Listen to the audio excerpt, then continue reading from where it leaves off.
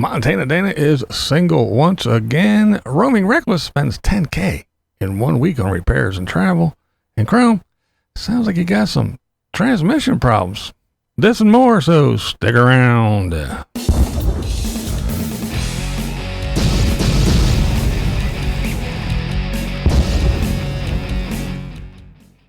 Let's start this one with Cambulance Man. The Cambulance Man, he's been working on putting his batteries in the AMBO and upgrading all that, his storage for his solar, so he has some powers, and yeah, so he's been making cables and doing all that stuff. Not too awfully bad, I must say. Yeah, he did an alright job. So first you get the lug in here. Turn the knob on the crimper.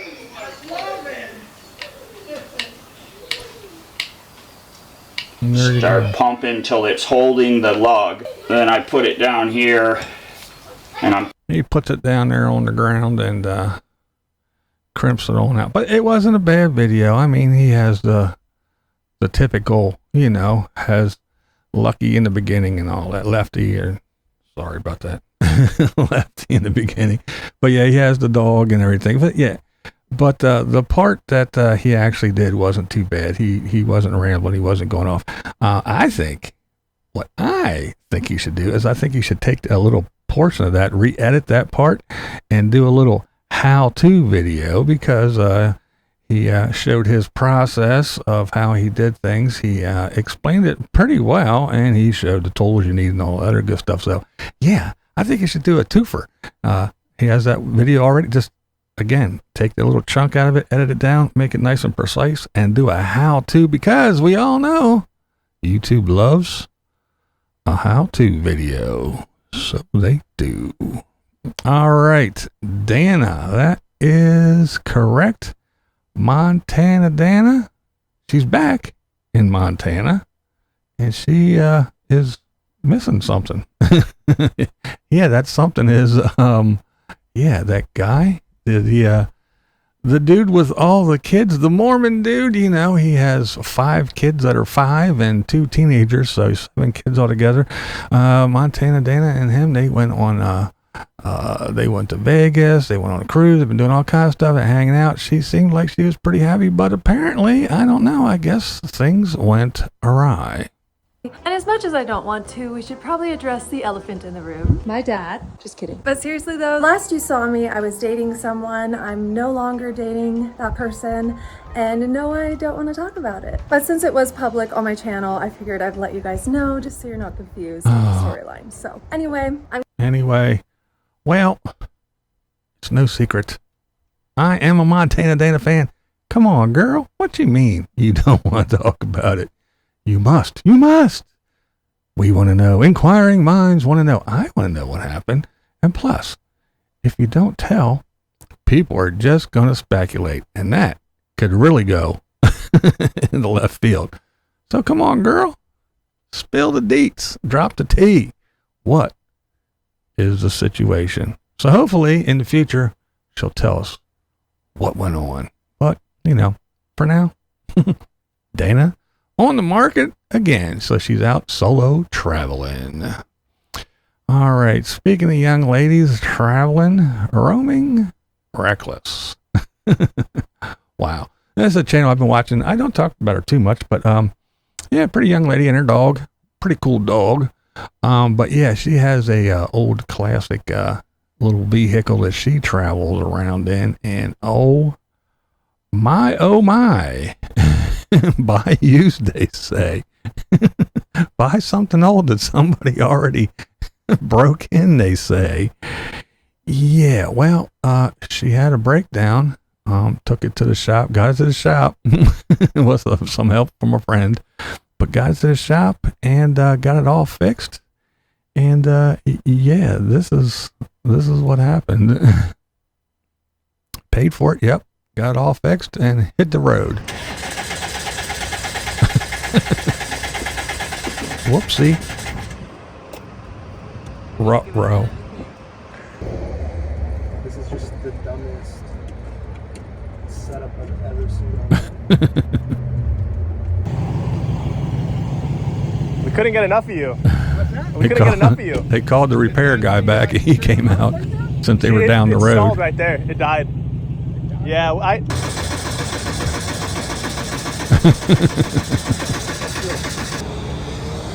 Oh my.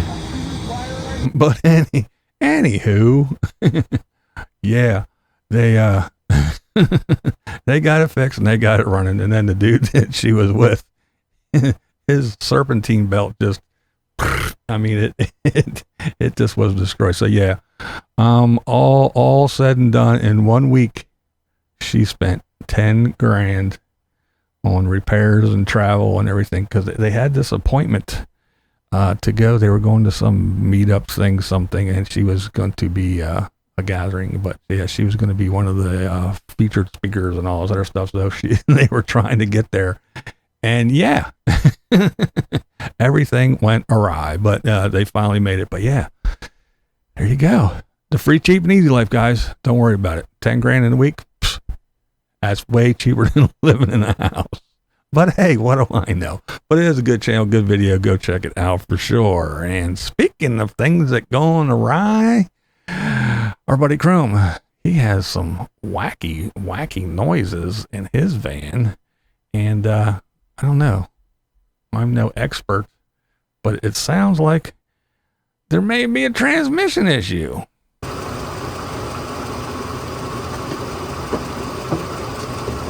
Let's shift her into gear. Oh yeah.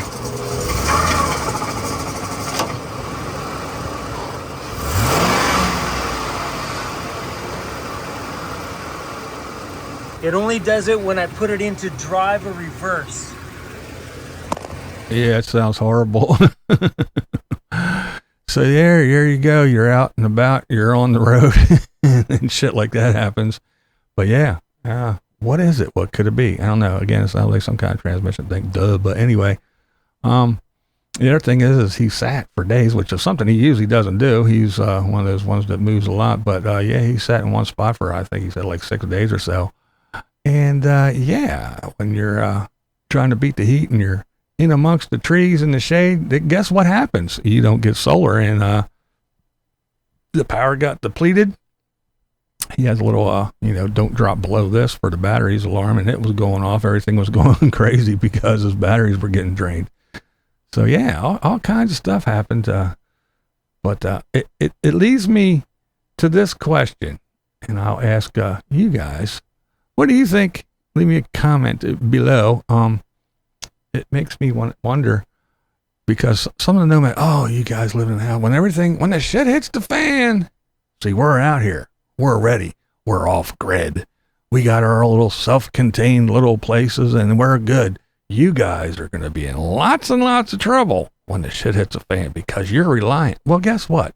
How prepared are they? There you go. You don't have enough sun. I got bazillion volts of solar power on the roof. I got 18 batteries in here. And I got my bucket and I got my toilet paper. That's all I need. I'm ready to go. Well, there you go. You got no sun. Your batteries are drained. Those expensive fucking things. And now you're going to ruin those things, or we got to replace them? They're only a couple grand. But anyway, so how reliant, self-reliant, they're no more self-reliant than we are, well, I got a generator. Well, if we can't get gas for our cars, then you can't get gas for your generators. If we can't get gas for our cars or our generators, you can't get gas for your little mobile home. So you're stuck where you're at. If there's no sun or whatever, for whatever reason, or you ain't got power, then you ain't got power. If the internet's down, then the internet's down, and you can't find everybody and tell everybody what a great job you're doing living in your van or your RV while we're all dying in our houses. Well, if it's not there, it's not there. So what do you think? Are they more prepared for when the shit hits the fan? Are they really self-reliant, or do they rely on everything just as much and maybe a little bit more than we do in our little homes? And here's a case in point. Tater crying again about the heat. That's right. Record-breaking heat. It's record-breaking. He is having a little meltdown, and it's just, his words, he's just trying to survive in this monumental heat wave in Arizona. That's right. So he's got his little air conditioner, that when I told you about the little U one, he's got that stuffed in the window somehow, and he's got blankets at one thing right there by the refrigerator, and he's got blankets at the driver's compartment there. So he's got his little thing all sectioned off so the air conditioner can work. So he's got the cats and the dog, and he's all hunkered down, and he can't go out. He's got projects outside, but he can't go do them because it's just too hot. It's too hot. Oh yeah. Happiest he's ever been. No, don't worry about it. It's the happiest he's ever been, and he is so much more ready because he lives off grid than we are. Yeah. Okay. Whatever, Tater. All right, let's move on from all this. All right, Charlie Grace, she is out the Outer Banks. Yeah, she's at the Ocracoke, and she took the little ferry over to Ocracoke to go see the Ocracoke ponies. Pretty cool stuff, kind of like the Assateague Chicotee ponies, you know, the little wild horses that are running all over the place. Pretty cool stuff. Really nice little video. Of course, I will leave links below, but yeah, go over and check it out. And here's a part that I thought was pretty interesting. That's a little something that I never really even thought of, but I guess it works because she did it. You ever find a lost phone and you wonder how you can get it back to the people that that lost it? It's locked. You can't even get it open to look at their info, to their contact information. Well, Charlie figured it out. So, thank goodness for Siri. Thank you, Siri. Siri called Mom, and Mom is now trying to come back here. Check it out. I was like dying laughing. I'm like, call Mom, call Dad. That's awesome. Sorry. I was like, well, how'd they get my mom's number? I did. think it's locked. Because it's Siri. Yeah. As long as you have Siri thing, people can use it, which is good. So, okay. That was pretty cool. So basically, she found the phone. She said, "Hey, Siri, call Mom." And it happened. It worked. Got a hold of the people, said, "Hey, remember me? The flaming redhead? Yeah. Well, I found your phone. So if you come back, I'm standing here with your phone." Pretty cool. Pretty cool. Of course, Charlie is a sweetheart. So of course she would do that and figure it out and try to get those people their phone back. But I thought that was a pretty cool little tip. So there you go. If you ever find a lost phone, that's how you can get it to its rightful owner. Now, speaking of fiery redheads, the Ginger Ninja. That's right, Casey Roman. Love me some Ginger Ninja. Well, she said, "I will never do another van build again." And she has some very good reasons why. And some of them are, the cost of a van build. And she says, you watch these videos here on the YouTube, and of course, well, you go buy this little kind of cheap, or even if you buy an expensive one, you can go buy one of these $100,000 vans. But anyway, you go buy a van and you go, well, this is how much, $10,000 is what we spent on materials. Okay. And how long did it take you to do it? What could you have been doing? Could you have been traveling in that 6 months period or whatever, however long it took you? Could you have been actually working and making a living while you were doing that? So the time you spent, all those hours, say at 10, 15, 20 bucks an hour, how much did you really spend? And yes, your time is valuable, whether you think it or not. I know mine is. I know some people don't think it is, and they think I steal other people's stuff. But anyway, or even people that say, "Hey, meet me at 1," and they show up at 1:45. They don't think that my time is valuable, but it is. I got shit to do. And when you're doing this stuff and you know how to do things, your knowledge, your skill, it's worth something. So they never add that in. It's just, this is how this is what the van costs, and this is how much the materials cost, And then there's the little thing of, you have this plan. Oh, I'm going to do this. I'm going to build this van and I'm going to go and I'm going to travel and everything. And when you start out, you go, look, this is going to be cool because I can budget, gas is, $2.35 a gallon and everything. And then by the time you're done building this thing out, holy shit, a 2x4 is $19. It used to be 88 cents and gas is now $5 a gallon. So you just never know what else is going on. That and custom. You custom built a van. Well, you custom built it to you, but to who else? Who else is going to like your custom? Who else is going to like your layout? Can you resell this stuff and everything else? Pretty cool stuff. She has a lot of ideas that she talks about. Very, very, very valid points from the Ginger Ninja. And the one big thing is, she says, hey, you knock the manufacturers and all this, but, hey, at least if shit goes downhill, you can go to a manufacturer. If you go to some fucking dude that buys a school bus for $5,000, puts $5,000 worth of wood in it and sells it to you for $65,000, when shit goes wrong, where are you going to go? Who are you going to complain to? Where are you going to get your money back from? Who are you going to sue?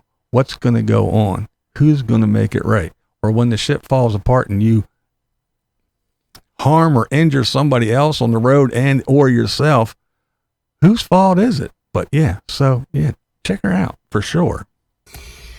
What are the chances that a giant manufacturer is going to go out of business tomorrow, as opposed to, three guys and their girlfriend who are building them in their backyard?